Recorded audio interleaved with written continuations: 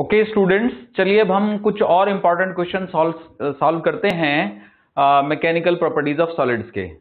तो एक क्वेश्चन में ये ले रहा हूं, देखिएगा। The length of a metal wire is L1 when the tension in it is T1 and L2 when the tension becomes T2। The natural length of the wire is. तो देखिए L1 उसकी length है, तो natural length मान लो L0 है, तो L1 minus L0 extension हो गया।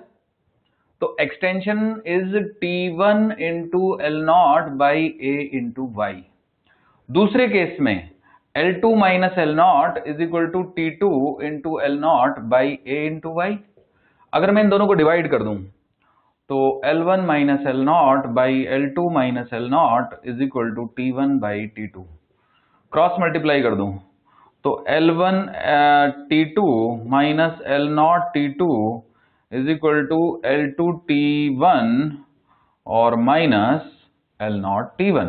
ओके, तो अब हम क्या करेंगे कि इसको इधर ले आते हैं। तो L0 T2 minus L2 T1 is equal to L0 common T2 minus T1।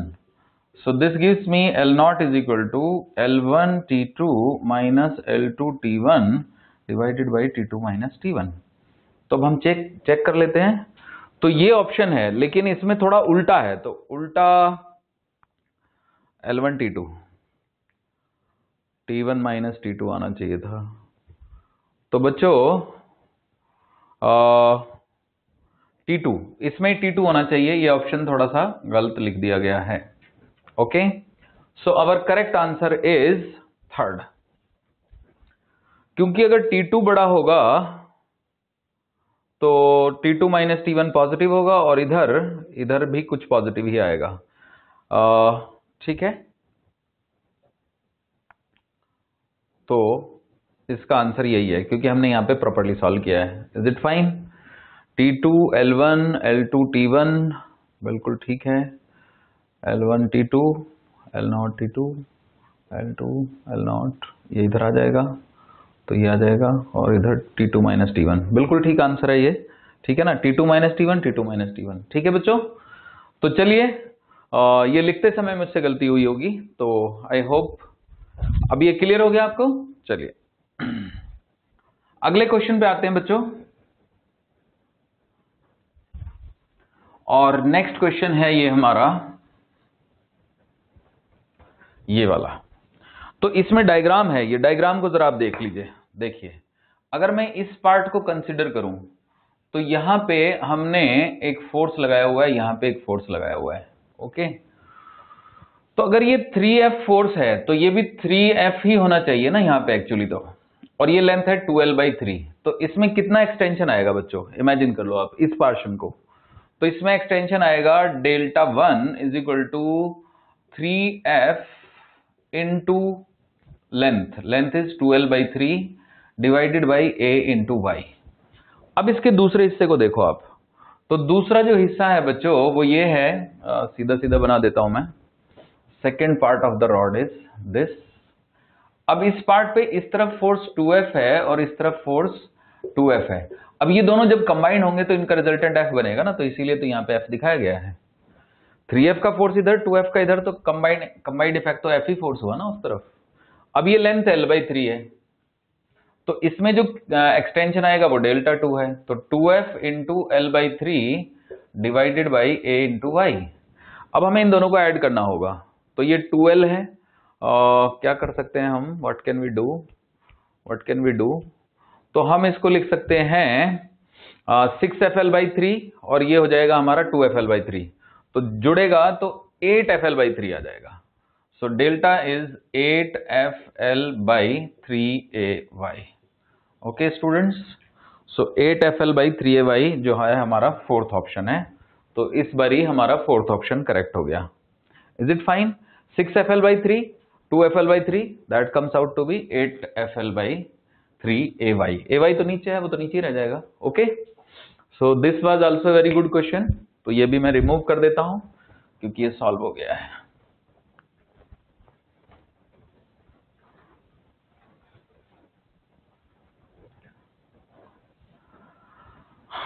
अब हम आगे आते हैं और बात करते हैं इस क्वेश्चन की। देखिए, the interatomic distance for a metal is this, if the interatomic force constant is this, then the Young modulus is. अब इसका फॉर्मूला ये होता है बच्चों कि y into r naught is equal to k। k is, you can say, interatomic force constant.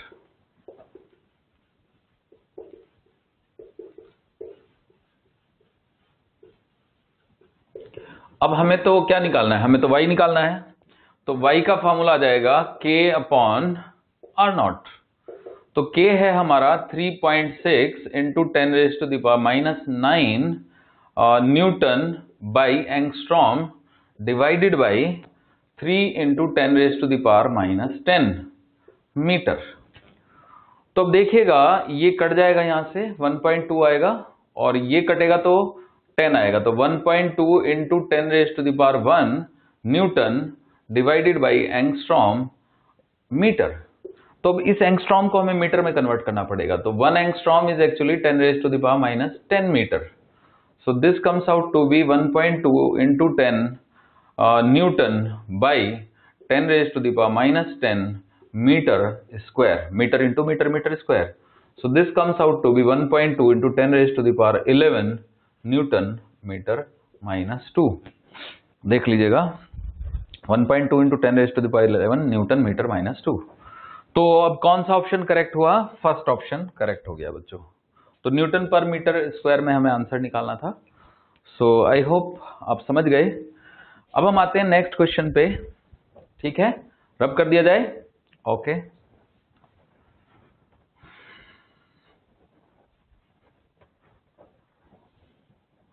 इसको भी रब कर देते हैं।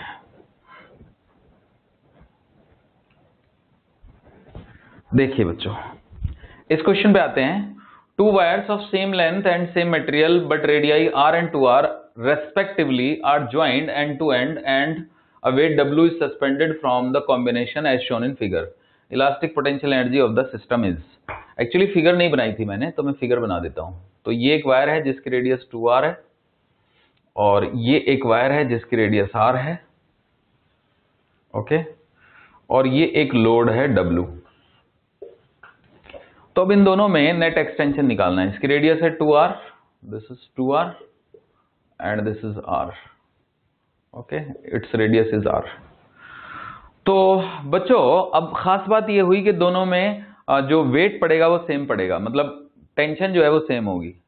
तो पहले वाले में मान लीजिए एक्सटेंशन Δ1 है, तो Δ1 का फॉर्मूला जाएगा W इंटू एल अपॉन में a which is actually pi into 2r का square into y, okay, pi into 2r का स्क्वायर इंटू वाई।